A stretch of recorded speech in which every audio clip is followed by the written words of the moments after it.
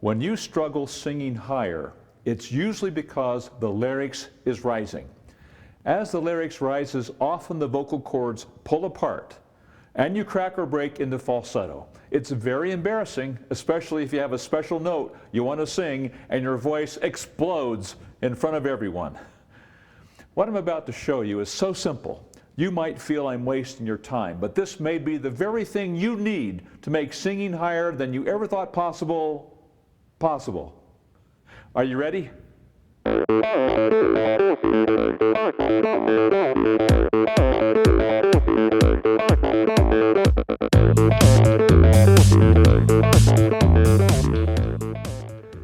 Hi, I'm Chuck Gilmore with Power to Sing. The rising larynx is the same thing that happens when you swallow. When you start to swallow, the larynx goes up. The epiglottis closes over the top of the vocal cords and windpipe so you don't choke on the food and water as it slides down the esophagus. Everything closes off. External neck muscles squeeze and pull the larynx upward, which increases the tension and pressure around the vocal cords. Why do we do that? Often we'll even stretch our necks upward, lifting our chins higher with the notes. After years, this becomes a habit. You may not even be aware you're doing it. Here's something you can do to break the habit. Stop the rising larynx and keep the vocal cords together. It's called bubble lips or lip trill. Here's how you do it. Find your jaw with your fingers, lift your cheeks to remove any tension around the lips. Now the lips should be floppy. You could use your knuckles like this, or you could use your fingers. With fingers, you touch your teeth through your cheeks. All of these just lift gently. Don't squeeze or pinch your lips together. Just lift your cheeks enough to relax the lips so they can bubble or trill. As you do this, say a relaxed This is what we say when the voice is at rest, without tension or stress. Now blow air through your relaxed lips to get them started bubbling. And add your voice.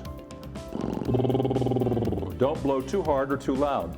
This exercise is done without tension. Another exercise will work the same way. It's called the tongue trill.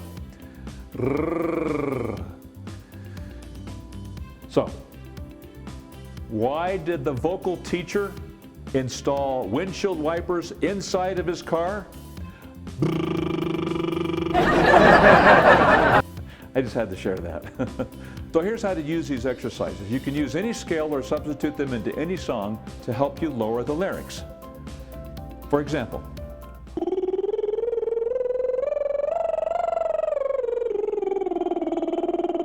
now, if I were singing a song and I had trouble with it, I could substitute the bubbles for the words.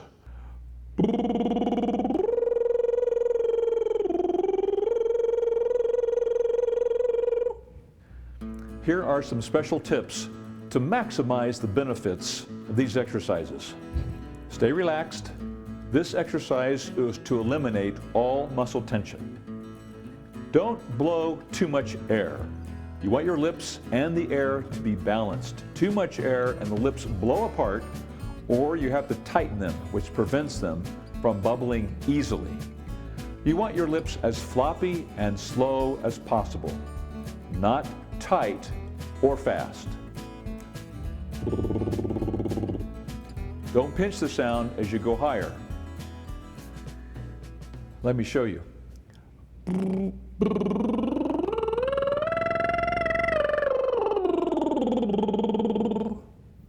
don't want to do that.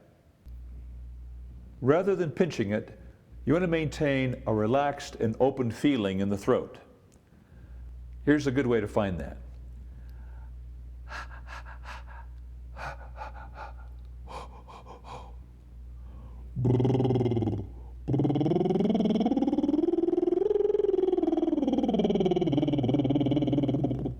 That's a more open, relaxed feeling rather than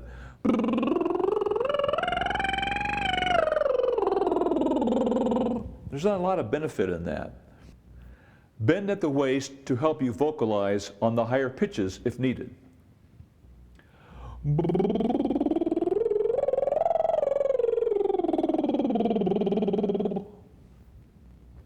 Don't lose the vocal cord connection as you go higher. If needed, impose the larynx down with a Dolby sound with the bubble lips to help keep the vocal cords connected.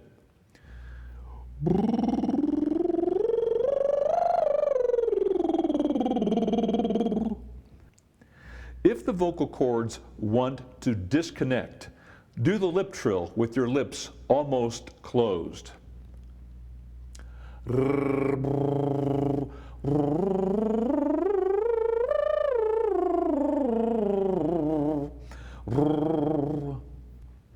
Often, this will help the larynx stay down and the vocal cords stay connected. If you can't do bubble lips, it's possible something is out of balance. Make sure your fingers are lifting your cheeks, not pinching your lips together. Make sure the air you are blowing is not too much or too little.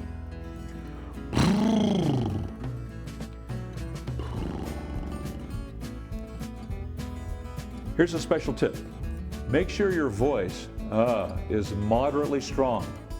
Bubble lips of the tongue trill works best when there's a balance between the voice, the air, and the lips or the tongue.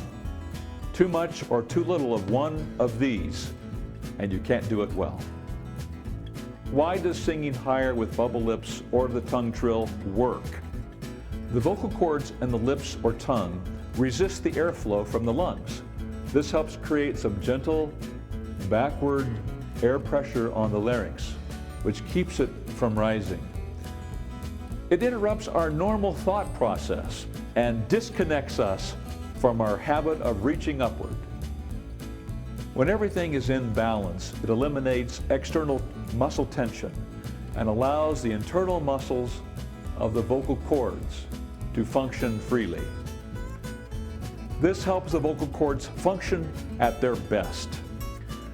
We get used to the feeling of resonance shifting easily between chest and head voice with the resting larynx and connected vocal cords.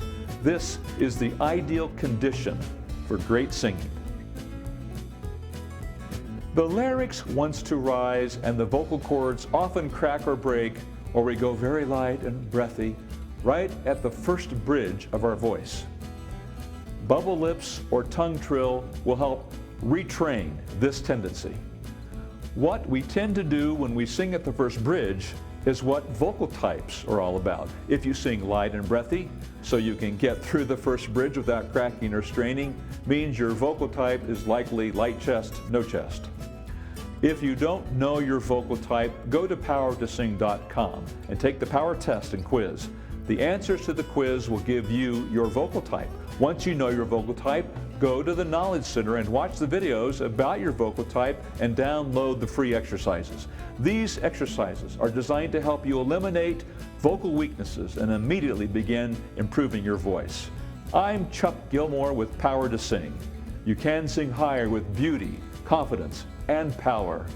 I'll see you inside the next video.